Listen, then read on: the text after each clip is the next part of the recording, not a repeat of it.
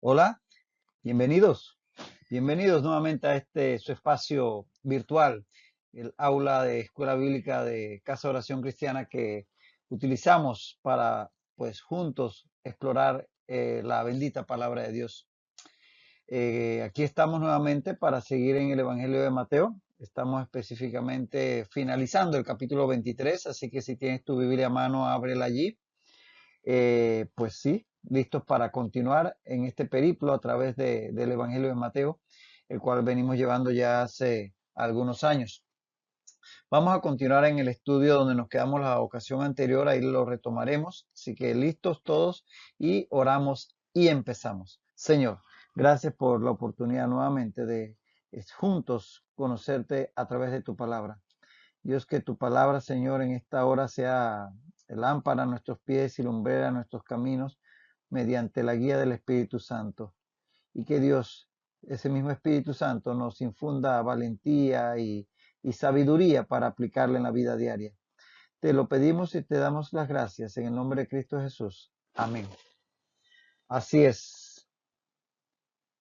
Estábamos, como decíamos, ya en estas últimas etapas del capítulo 23, específicamente quedamos en esta porción del capítulo 23, versos 33 al 36. Y vamos a leer el texto para continuar allí mismo en donde nos quedamos. Leemos. Serpientes, generación de víboras, ¿cómo escaparéis de la condenación del infierno? Por tanto, he aquí yo os envío profetas y sabios y escribas, y de ellos a unos mataréis y crucificaréis, y a otros azotaréis en vuestras sinagogas, y perseguiréis de ciudad en ciudad, para que venga sobre vosotros toda la sangre justa que ha sido derramada sobre la tierra, desde la sangre de Abel el justo hasta la sangre de Zacarías, hijo de Berequías, a quien matasteis entre el templo y el altar. De cierto os digo que todo esto vendrá sobre esta generación. Habíamos comenzado, como decíamos, a considerar este texto y habíamos ya comenzado a ver lo que Jesús está profetizando, literalmente está profetizando aquí, que iba a ocurrir en el futuro con aquellos seguidores de él, aquellos discípulos que empezando por los apóstoles iban a estar llevando el mensaje del evangelio de parte de él, tanto a los judíos, a los cuales tenía por delante, a los judíos en Judea, como hasta lo último de la tierra. Y él profetiza que iban a ser perseguidos, muertos, crucificados, azotados, etcétera. Y de eso estábamos hablando en la última ocasión. Entonces vamos a detenernos unos minutos para ver cómo esto se fue cumpliendo, para que veamos cómo Jesucristo en su labor de profeta lo que declara se cumple también y se cumple en la misma generación que tenía por delante ahí ese día en el templo, donde estaba en los atrios del templo en esos días antes de su crucifixión, declarando esta verdad. Aquí tenemos este mapa de los viajes de Pablo y vamos a ir viendo cómo los judíos siempre persiguieron a los misioneros cristianos. Terminamos diciendo en la sesión pasada, para que no se nos pasara eso por alto y no se nos olvidara, que aunque aquí estamos hablando de que ciertamente estos judíos religiosos, fariseos, saduceos y todas estas gentes que le seguían, rechazaron a Jesús, muchos fariseos sí lo siguieron, como el mismo Pablo o incluso Nicodemo, que era uno de los principales en Jerusalén. O sea que había algunos de ellos que sí creyeron. Inclusive en Antioquía puedes leer eso en el libro de los Hechos, como en la iglesia de Antioquía había también fariseos que habían creído. Y de la iglesia primitiva, prácticamente el 100% inicial, con muy contadas excepciones, eran judíos. Y así fue por los primeros años. Luego comenzaron a entrar los gentiles. Entonces, cuando hablamos de que los judíos perseguían a los misioneros cristianos, estamos hablando de aquellos judíos que no aceptaron a Jesús.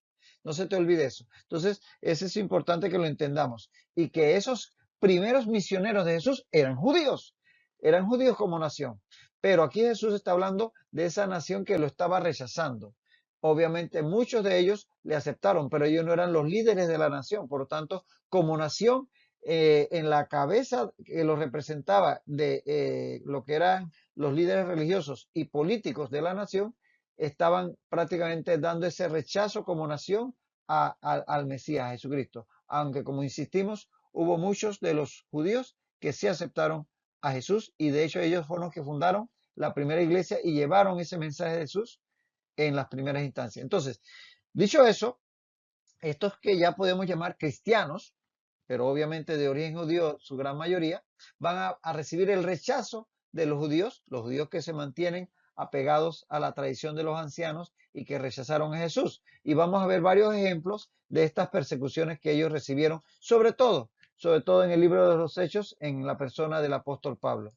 Tenemos, por ejemplo, en Antioquía, Antioquía de Pisidia, que está acá al norte, no es la Antioquía que tenemos acá donde a los discípulos por primera vez se le llamó cristianos, de donde partió Pablo con Bernabé en su primer viaje, sino esta Antioquía a donde llegaron en su primer viaje. Y en Hechos 13:45 dice que viendo los judíos la muchedumbre se llenaron de celos y rebatían lo que Pablo decía, contradiciendo y blasfemando. Y dice el 50, pero los judíos instigaron a mujeres piadosas y distinguidas y a los principales de la ciudad y levantaron persecución contra Pablo y Bernabé y los expulsaron de sus límites, ahí en Antioquía de Pisidia. Luego entonces de ahí Pablo y Bernabé se mueven a Iconio, y en Iconio, la actual Konia, ciudad principal de Turquía hoy día, en Iconio tenemos en Hechos 14:2 que ocurre lo mismo. Dice, los judíos que no creían excitaron y corrompieron los ánimos de los gentiles contra los hermanos. Nuevamente se repite la escena y salen de Iconio y se van a Listra, un poquito más al sur.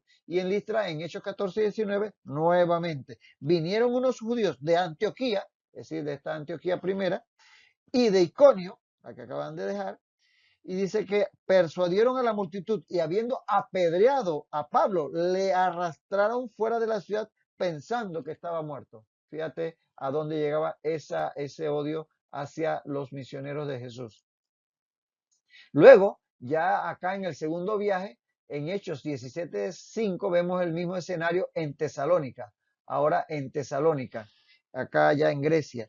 Dice en Hechos 17:5, los judíos que no creían, teniendo celos, tomaron consigo a algunos ociosos, hombres malos, y juntando una turba, alborotaron la ciudad y asaltando la casa de Jasón, procuraban sacarlos al pueblo. Y pueblo, pues de ahí Pablo y Bernabé y sus colaboradores, incluido Lucas, tienen que salir. Y entonces se van a Berea. En Hechos 17:13 vemos que cuando los judíos de Tesalónica supieron que también en Berea era anunciada la palabra de Dios por Pablo, fueron allá, ahí van de ciudad en ciudad, ¿verdad? Fueron allá y también alborotaron a las multitudes, también allí. Y luego entonces Pablo sigue más hacia el sur y llega finalmente pasando por Atenas hasta Corinto, donde se va a detener más tiempo. Y vemos, por ejemplo, en Hechos 18:12, que siendo Galión procónsul de Acaya, los judíos se levantaron de común acuerdo contra Pablo y le llevaron al tribunal. Y en Hechos 23 también dice que cuando estaban para cumplirse los 7 días, unos judíos de Asia, al verle en el templo, alborotaron a toda la ciudad y le echaron mano. Entonces, ahí vemos cómo también en Corinto los judíos de allí persiguieron a los discípulos del Señor, a los apóstoles, a los misioneros. También en Jerusalén, en la misma Jerusalén, ocurrió lo mismo. Hechos 21:27. Cuando estaban para cumplirse los 7 días, unos judíos de Asia, al verle en el templo, alborotaron a toda la multitud y le echaron mano. Disculpen, este es el texto de lo que ocurrió en Jerusalén. El que ocurrió en Corintios, que es Hechos 23, es el que dice, después de haber estado allí 3 meses y siéndole puestas acechanzas por los judíos, para cuando se embarcase para Siria, tomó la decisión de volver para Macedonia. Entonces, eso fue el texto, disculpen que me enredé con estos dos, ese fue el de 23 y tú lo puedes tener ahí para revisarlo personalmente. Y luego el que acabo de leer, de Hechos 21:27, que es donde ellos pues sacan a Pablo del templo. Y en Hechos 23:12, ahí mismo en Jerusalén, dice que venido el día, algunos de los judíos tramaron un complot y se juramentaron bajo maldición, diciendo que no comerían ni beberían hasta que hubiesen dado muerte a Pablo. Y finalmente, todavía no conforme con eso, en Cesarea aquí en la costa donde fue llevado Pablo, en Hechos 24, el pasaje del 1 al 9 habla de esto, pero vamos a leer específicamente un par de versículos. Dice Hechos 24:1 que 5 días después descendió el sumo sacerdote Ananías con algunos de los ancianos y un cierto orador llamado Tértulo, y comparecieron ante el gobernador contra Pablo. Tértulo comenzó a acusarle diciendo, y nos vamos hasta el 5, hemos hallado que este hombre es una plaga y promotor de sediciones entre todos los judíos por todo el mundo y cabecilla de la secta de los nazarenos. Intentó también profanar el templo y prendiéndole quisimos juzgarle conforme a nuestra ley. Y dice el 9, los judíos también confirmaban diciendo ser así todo. Como ves, son innumerables los ejemplos donde se cumple la palabra del Señor Jesús, donde los judíos que no le aceptaron, que siguieron en su incredulidad, que siguieron apegados a la tradición de los ancianos, persiguieron a los apóstoles del Señor, a esos enviados que él aquí les está profetizando que les iba a enviar y que ellos los iban a perseguir. Esto se cumplió en todos estos episodios que hemos querido aquí resumir. Ahora, saber que Dios siempre estuvo en control y lo está siempre que sus hijos son perseguidos o atacados. Cuando Él nos indica que hagamos algo o cuando Él nos indica que debamos hablar de Él a otros, sabiendo que va a ocurrir en muchas ocasiones un rechazo, no es que eso es algo que el Señor ignora. Dios estaba en control de todo esto que le ocurría a Pablo y a sus compañeros, como está de todo lo que ocurre a todos sus hijos. Y a pesar de que él conocía que iba a presentar adversidad, porque el mismo Jesús lo dijo, y en la ocasión pasada vimos todos esos textos donde hay testimonio de azotes, de muertes, de crucifixión y de persecución, a pesar de que él sabía que eso iba a ocurrir, de todas maneras los envía, porque él les había advertido, en el mundo tendréis aflicción, pero confiad, yo he vencido al mundo. Dios siempre está en control. De eso nos hablan estos textos que son muy conocidos y que nos alientan a, si mantenemos nuestra fe en el Señor y caminamos firmes en su voluntad, a pesar de que haya adversidad, seguir adelante porque sabemos que el Señor está en conocimiento y en control de todo lo que ocurre. Romanos 8, muy conocido, 8, 28 y 37, dice el 28. Y sabemos que los que aman a Dios, todas las cosas les ayudan a bien. Esto es, a los que conforme a su propósito son llamados. Si caminamos en los propósitos del Señor, todo lo que ocurra, así sea adversidad, será para bien, tarde o temprano. Y en el 37 dice Romanos 8, 37, antes, en todas estas cosas, en todas esas adversidades que enfrentó, dice Pablo, en todas estas cosas somos más que vencedores por medio de aquel que nos amó. Aunque pareciera que estamos siendo atacados, perseguidos y demás, si estamos en el Señor Jesús, somos más que vencedores. En 2 Corintios 4, 17 al 18 dice, porque esta leve tribulación momentánea produce en nosotros un cada vez más excelente y eterno peso de gloria, no mirando nosotros las cosas que se ven, sino las que no se ven, pues las cosas que se ven son temporales, pero las que no se ven son eternas. Así que caminemos en fe como caminó Pablo, como caminaron todos estos discípulos del Señor para llevar su mensaje, sabiendo que aunque enfrentemos adversidades como enfrentaron ellos, el Señor está en control. Y en su momento, Él pondrá la última palabra. Y esa será una palabra de victoria para aquellos que hacen su voluntad.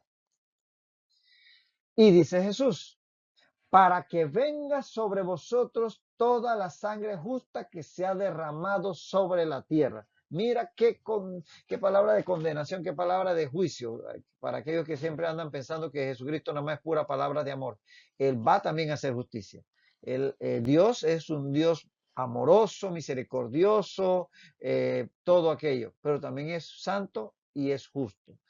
Y estas palabras suenan duras, pero tienen su razón. Y ya hablamos un poquito de todo esto anteriormente, la justificación de estos juicios de Dios. Pero ahora les va a achacar algo más. Dice, para que venga sobre vosotros, o sea, sobre esta generación de judíos, toda la sangre justa que se ha derramado sobre la tierra, obviamente sobre la tierra de Israel. Jesús les imputa aquí el pecado cometido por sus padres. Recuerden que todo viene a raíz de esto, ¿no? De que ellos hablaban de que si hubieran vivido en el tiempo de sus padres no hubieran cometido los mismos errores. Ya hablamos largo y tendido sobre eso. ¿Y por qué? Porque ellos lo imitaban, porque también estaban matando, habían consentido con la muerte de Juan el Bautista en su momento. Iban a matar precisamente a Jesús, matarían a sus discípulos, a Esteban, a Santiago y a muchos más. Entonces ellos iban a estar o estaban haciendo las mismas cosas que estaban haciendo o habían estado haciendo sus ancestros, matando a los enviados del Señor.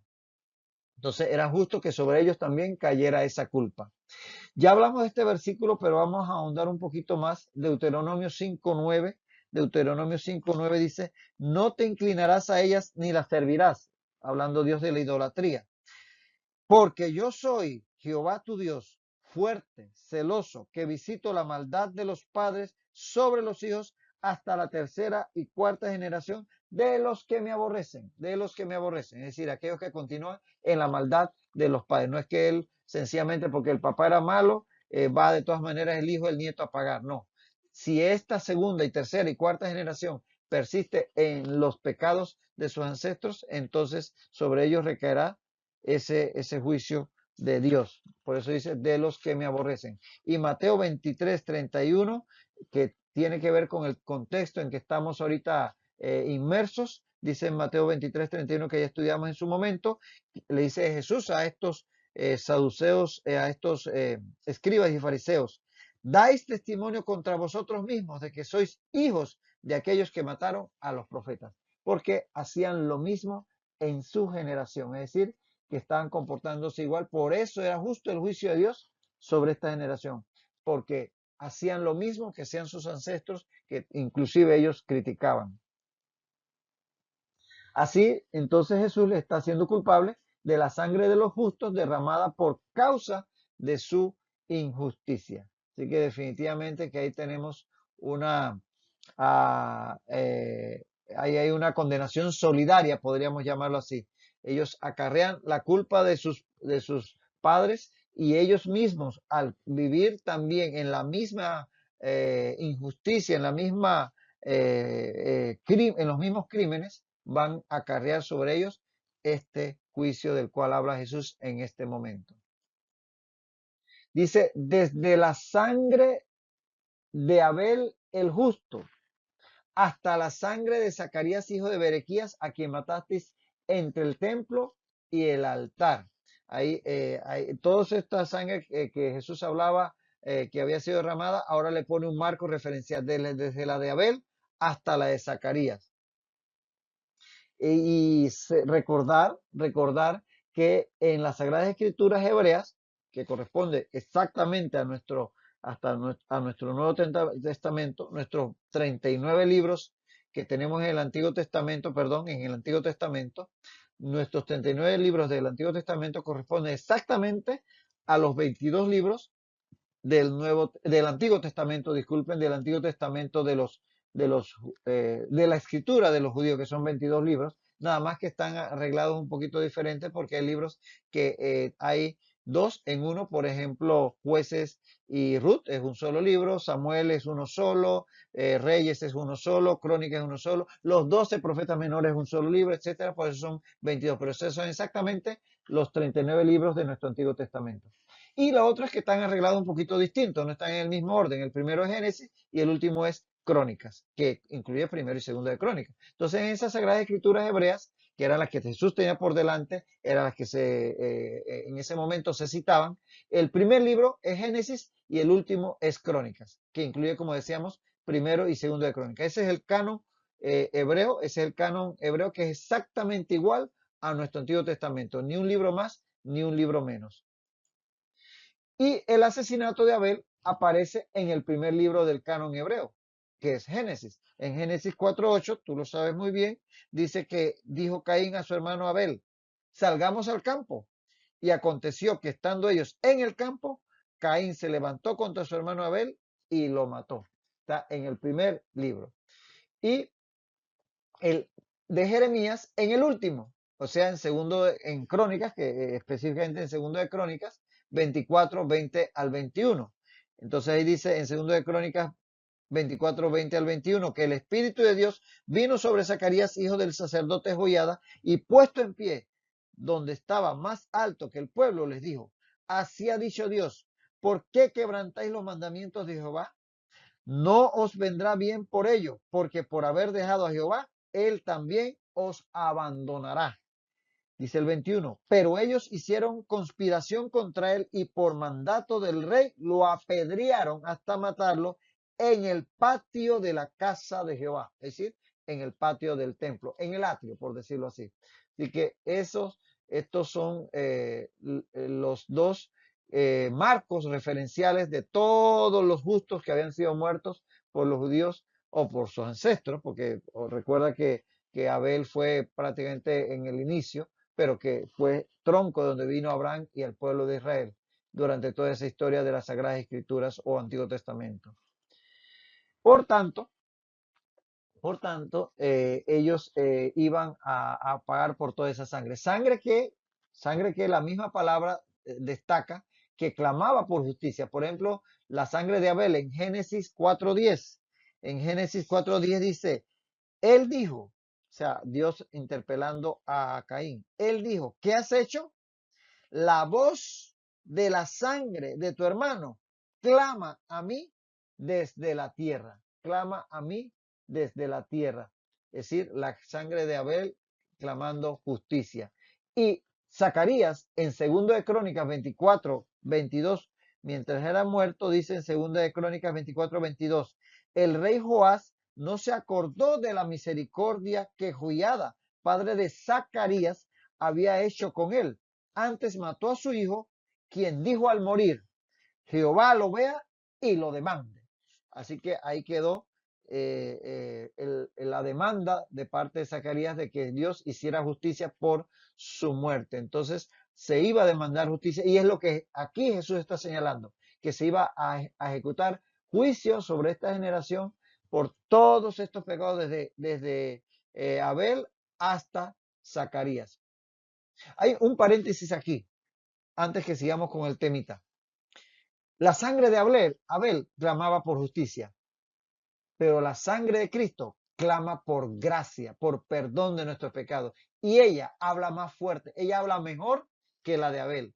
Lo dice Hebreos 12:24. Lee en Hebreos 12:24 donde dice que la sangre de Jesucristo habla mejor que la de Abel, porque la sangre de Abel pedía justicia, juicio, pero el que es cubierto por la sangre de Cristo, la sangre de Cristo habla mejor que la de Abel, dice Hebreos 12:24, y ella clama por gracia, perdón de todos nuestros pecados. Ese perdón gratuito que es la gracia de Dios, a la cual accedemos solo por la fe. Y que estos judíos tenían delante de ellos. De hecho, muchos de ellos aceptaron, empezando por sus discípulos, esa gracia. Pero los que no la aceptaron se atuvieron a la sangre de Abel que clamaba por justicia. De eso se trata el Evangelio, de que somos culpables y hay un juicio sobre nosotros. No es que Dios nos condena, es que ya nacimos condenados. Pero Él ofreció a su Hijo para que todo aquel que Él crea no se pierda, sino que tenga vida eterna. Y su sangre es más eficaz que la sangre de Abel. Y esa clama por la gracia de Dios. Dicen por ahí la diferencia entre justicia, misericordia y gracia. Justicia es recibir lo que uno merece. Es decir, si tú cometiste un delito, justicia es recibir el castigo que te mereces. Misericordia es no recibir lo que tú mereces. Justicia es recibir lo que mereces. Misericordia es no recibir lo que mereces. Es decir, merecías ir a la cárcel, pero te perdonan ese castigo.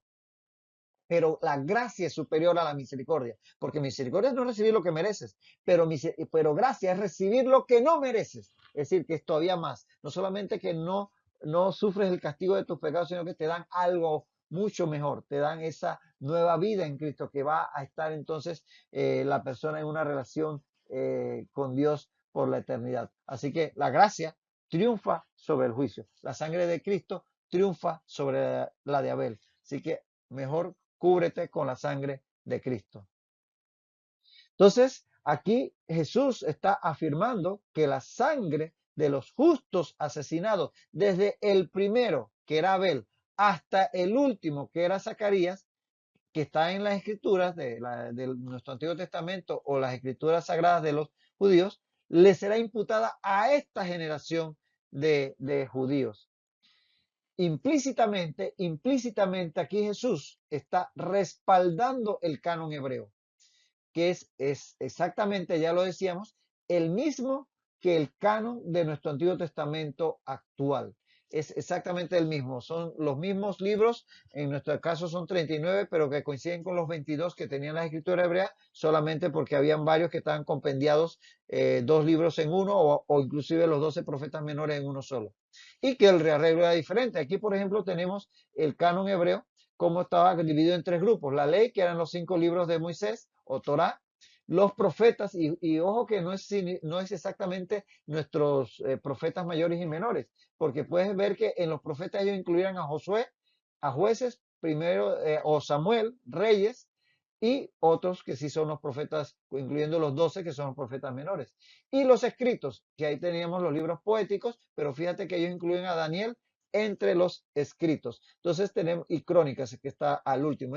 Crónicas, como decíamos, era el último de los libros en el arreglo que tenía las Sagradas Escrituras hebreas. Entonces, aquí Jesús está dando un sello de aprobación, un sello de que el canon hebreo se abre con Génesis y se cierra con Crónica, es decir, exactamente los 22 libros que ellos tenían como sagrados, que corresponden a nuestros 32 libros. Así que estos libros que por ahí se agregaron, por allá por el siglo primero, el siglo segundo antes de Cristo, los deuterocanónicos, y que por ahí se han agregado, pero que los judíos nunca lo agregaron, nunca lo aceptaron. Esos otros libros no estaban en el canon judío, no estaban en el canon hebreo de las Sagradas Escrituras hebreas, que son nuestro Antiguo Testamento, y por tanto no los consideramos sagrados, como Jesús no los consideró, porque Jesús aquí estaba dando su aval a que implícitamente, a que el canon iba desde Génesis hasta Crónicas, que eran exactamente el canon que tenía su escritura y que coincide con el nuestro en el Antiguo Testamento. Nada de que el libro de Macabeo, y nada de que sabiduría, ni de eclesiástico, y nada de eso. Estos, para Jesús, eran los libros sagrados de los judíos. Y este Zacarías es el profeta mencionado en 2 de Crónicas 24, 20 al 21, que dice, como ya habíamos leído: el Espíritu de Dios vino sobre Zacarías, hijo del sacerdote Joiada, y puesto en pie, donde estaba más alto que el pueblo, les dijo: así ha dicho Dios, ¿por qué quebrantáis los mandamientos de Jehová? No os vendrá bien por ello, porque por haber dejado a Jehová, él también os abandonará. Pero ellos hicieron conspiración contra él, y por mandato del rey lo apedrearon hasta matarlo en el patio de la casa de Jehová. ¿Cómo sabemos que es ese Zacarías? Primero, porque su asesinato es el último del canon hebreo, es el último que aparece al final del libro de Crónicas, siendo Abel el primero, y eso respalda lo que está diciendo Jesús, que viene toda la sangre, y entonces pone desde el primero hasta el último, porque está hablando de toda.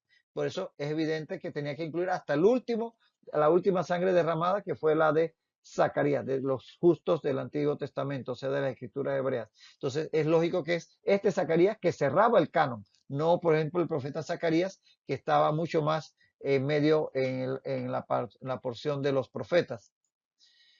Además fue asesinado, tal como dice aquí el Señor, que matasteis entre el templo y el altar. El templo, es decir, donde está el lugar santo y el lugar santísimo del edificio, y el atrio afuera estaba el altar de bronce donde se quemaba la ofrenda. Así que fue ahí entre la entrada al edificio propiamente, que llamaban templo, y donde estaba el altar de bronce, es decir, en el atrio, como dice aquí, entre el templo y el altar, dice el Señor. Y en el texto que acabamos de leer en 2 de Crónicas dice que lo mataron en el patio de la casa de Jehová, es decir, en el atrio del templo. Eso coincide con la descripción del Señor Jesús.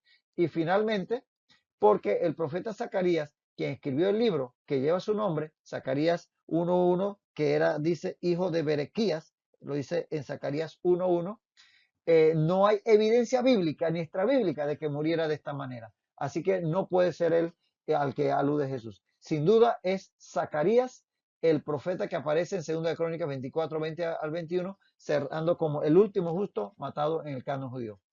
En la próxima ocasión, en la próxima sesión, veremos por qué por qué el tema de que fuera hijo, mencionado como hijo de Berequías, que tiene toda una discusión sobre eso. Lo veremos en la próxima ocasión. Hasta entonces, que Dios te bendiga.